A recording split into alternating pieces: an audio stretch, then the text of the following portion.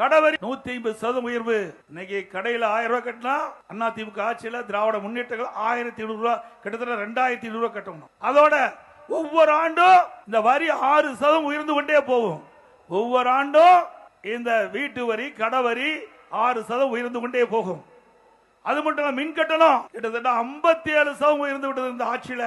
அதிமுக ஆட்சியில நீங்க 1000 ரூபாய் கட்டினத இப்ப 2000 ரூபாய் கட்ட வேண்டிய சூழ்நிலை வந்துட்டது.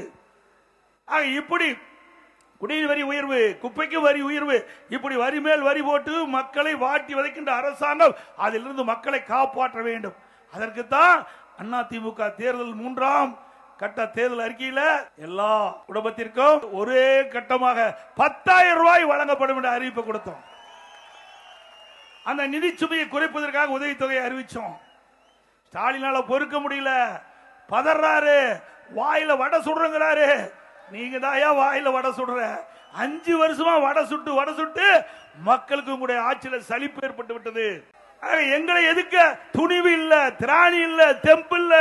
நாங்க சவால் விட்டேன், பலமுறை சவால் விட்டேன். ஸ்டாலின் அவர்களே, நீங்களே ஒரு மேடை போடுங்க.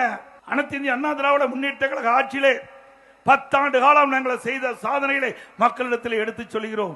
காலத்திலே சந்திக்கலாம். திராவிட முன்னேற்ற கழக ஆட்சி உங்க தலைமையில ஏற்பட்ட பிறகு தமிழகத்துக்கு என்னென்ன திட்டங்களை கொண்டு வந்தீர்கள், அதனால் மக்களுக்கு என்ன நன்மை கிடைத்தது என்று நீங்கள் உங்களுடைய கருத்தை சொல்லுங்கள். மக்கள் நடுநிலையோடு இருந்து தீர்ப்பை வழங்கட்டும் என்று சொன்னேன். இதுவரைக்கும் பேச்சு மூச்சே இல்லை, பேசவே முடியாது. பேசுவதற்கு எந்த சரக்கும் இல்லை.